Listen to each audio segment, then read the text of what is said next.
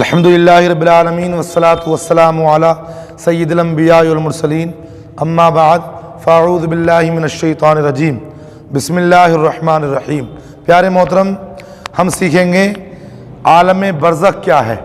عالم برزخ کس کو کہتے ہیں؟ دنیا اور آخرت کے درمیان ایک اور عالم ہے جس کو عالم برزخ کہتے ہیں، اور مرنے کے بعد اور قیامت سے پہلے تمام انسان اور تمام جنات کو حسب مراتب اس میں رہنا ہے۔ جس کا جیسا مرتبہ ہوگا، جس کا جیسا مقام ہوگا، ویسے ہی اس کو وہاں پر رہنا ہے۔ اور یہ عالم اس دنیا سے بہت بڑا ہے۔ جو عالم برزخ ہے، یہ عالم اس دنیا سے بہت بڑا ہے۔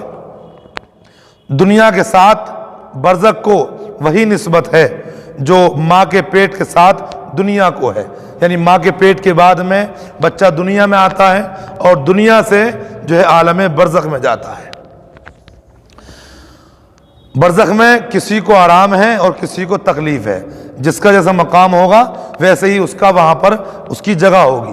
اگر کسی نے دنیا میں اچھے کام کیے ہیں، اللہ کی رضا کے کام کیے ہیں، تو رب تبارک و تعالیٰ اس کو عالم برزخ میں آرام نصیب فرمائے گا۔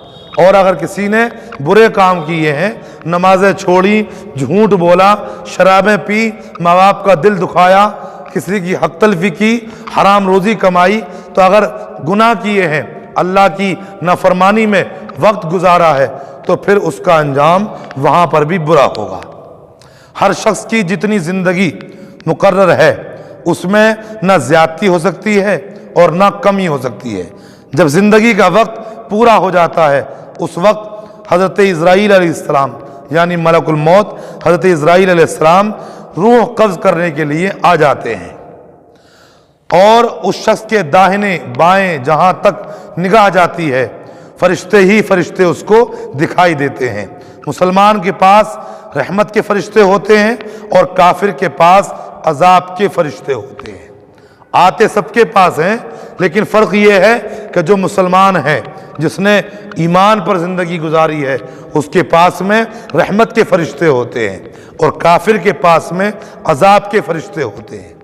اس وقت ہر شخص پر اسلام کی حقانیت آفتاب سے زیادہ روشن ہو جاتی ہے۔ یعنی اس وقت میں چاہے کوئی کافر ہو یا مسلمان ہو، یا جو ہے گناہگار ہو یا نیکوکار ہو، ہر شخص کو اس وقت پکا یقین ہو جاتا ہے کہ مذہب اسلام ہی حق پر ہے، اور کوئی حق پر نہیں سوائے مذہب اسلام کے۔ مگر اس وقت کا ایمان لانا معتبر نہیں۔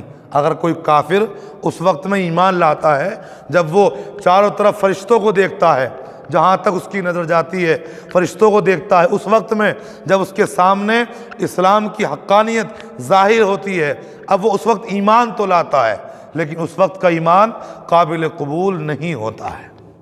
مرنے کے بعد بھی روح کا تعلق بدن انسان کے ساتھ باقی رہتا ہے۔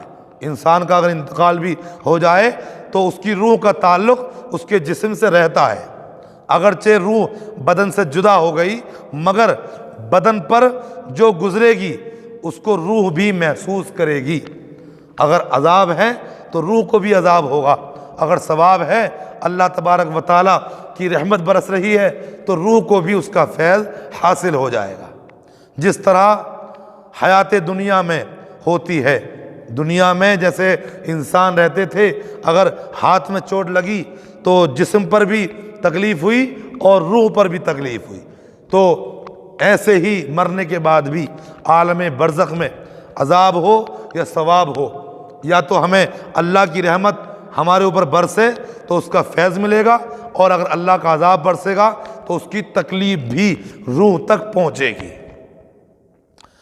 تو اب بلکہ اس سے زائد دنیا میں ٹھنڈا پانی، سرد ہوا، نرم فرش، لذیذ کھانا، سب باتیں جسم پر وارد ہوتی ہیں، مگر راحت اور لذت روح کو بھی پہنچتی ہے۔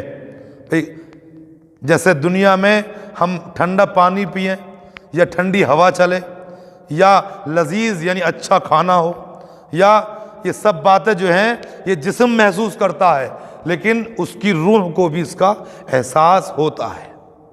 مگر راحت اور لذت اس کو روح کو پہنچتی ہے، اور ان کے عکس بھی جسم ہی پر وارد ہوتے ہیں، اور کلفت و اذیت، تکلیف اور راحت روح پاتی ہے، اور روح کے لیے خاص اپنی راحت و علم کے الگ اسباب ہیں جن سے سرور یا غم پیدا ہوتا ہے بعینہ ہی۔